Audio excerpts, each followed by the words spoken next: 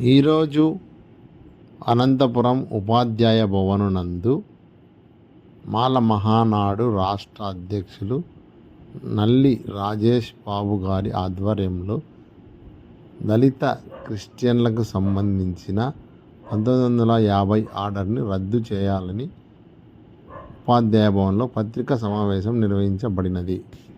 అనంతపురం మాల Mahanadu committee సభ్యులు పాల్గొనడం జరిగినది.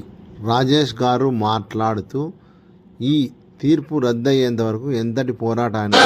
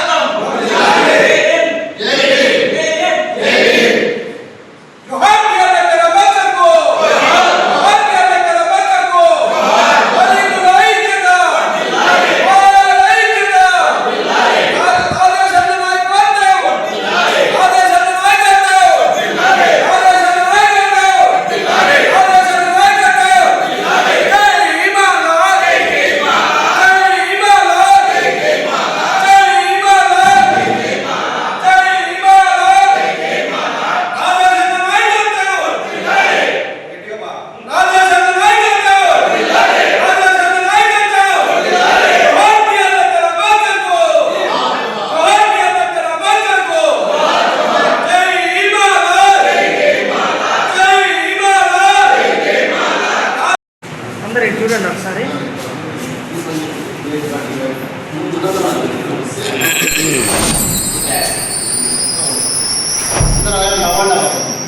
జై భీమ్.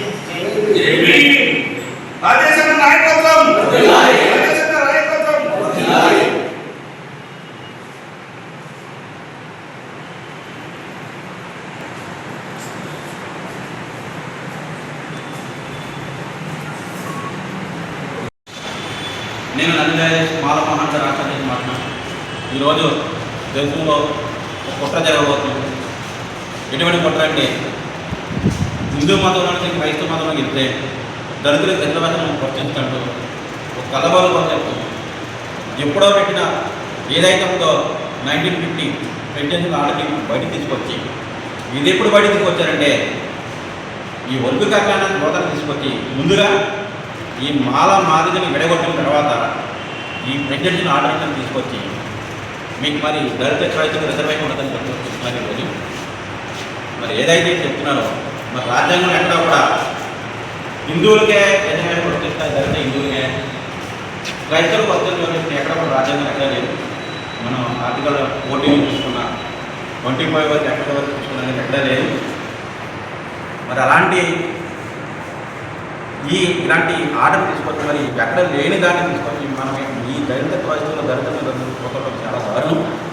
ఇలా కొత్తడం ఎందుకంటే ఈ మధ్యకాలంలో దళితులందరూ కొత్తగా పార్టీకంగా ఏదో కూలినారు పనిచేసుకొని పిల్లల్ని మంచి మంచి స్కూల్లో చదివిస్తూ క్వాలిటీ ఎడ్యుకేషన్ ఇప్పిస్తున్నారని వీళ్ళ భవిష్యత్తులో మంచి మంచి ఉద్యోగాలు కనుక ముందుకెళ్తే మనకి ఇబ్బందులు అవుతాయని తెలుసుకొని ఎవరైతే దళితులు ఉన్నారో వీళ్ళందరూ క్రైస్తవులుగా మారారు కాబట్టి వీళ్ళందరూ అనాథాలని ఉద్దేశమే ఈరోజు జరుగుతుంది.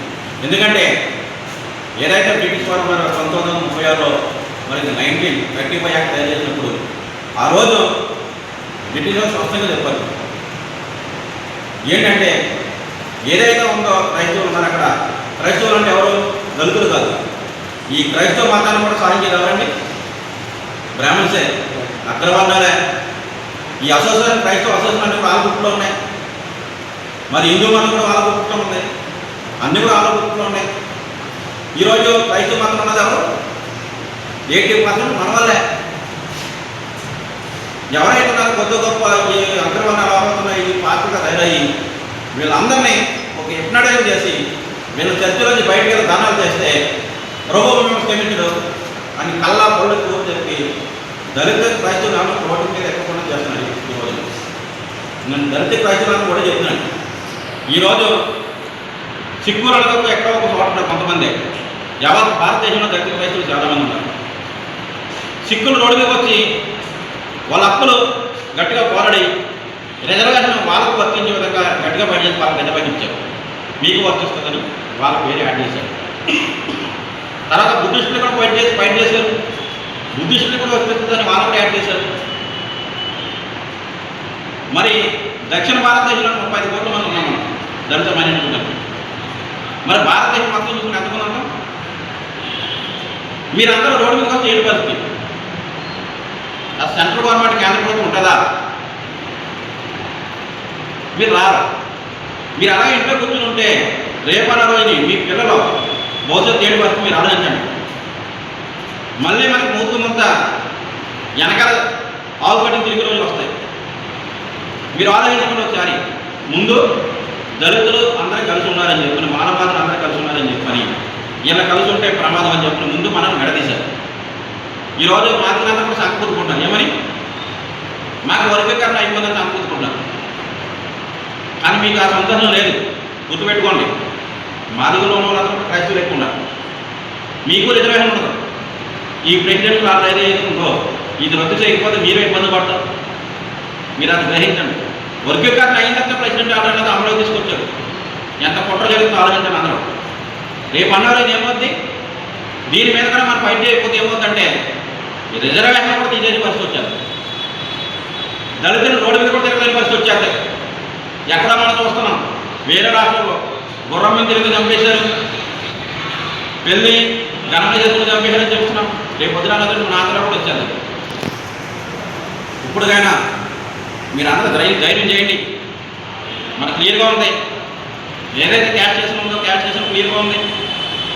మరి మీరు ఎందుకు ఇలా రోడ్డు మీద అర్థం కాదు. పార్టీ చెప్తే ఏదంటాడు, నాయకులు ఎంతమంది, దళిత నాయకులు ఎంతమంది, మాలమాల నాయకులు అందరూ కూడా ఎంతమంది రోడ్డు మీద రండి ఉద్యమం చేయడం చెప్తే మీరు ఎవరో నమ్మరు. ఎవరో పాస్టర్ మీటింగ్ పెట్టి మీరు రోగం తగ్గిపోతే కొబ్బరి తాండగా తాగుతారు. మీరు ఆలోచించుకోండి. మీ పిల్లల కోసం మీ చేతిలో ఉంది. మేమందరం రోడ్డు మీద ఎలా తిరిగి మాకు ఖర్చు పెట్టి నాకు తిరగవలసిన పని ఏంటి? మీకోసమే. ఇప్పుడు కనుక గ్రహించి రోడ్డు మీద రండి, ఉద్యమాల్లో ముందుకు రండి, మీ పిల్లల భవిష్యత్తు మీరే కాపాడుకోండి అని తెలియజేసుకుంటూ జై భీమ్. మీ నెలగా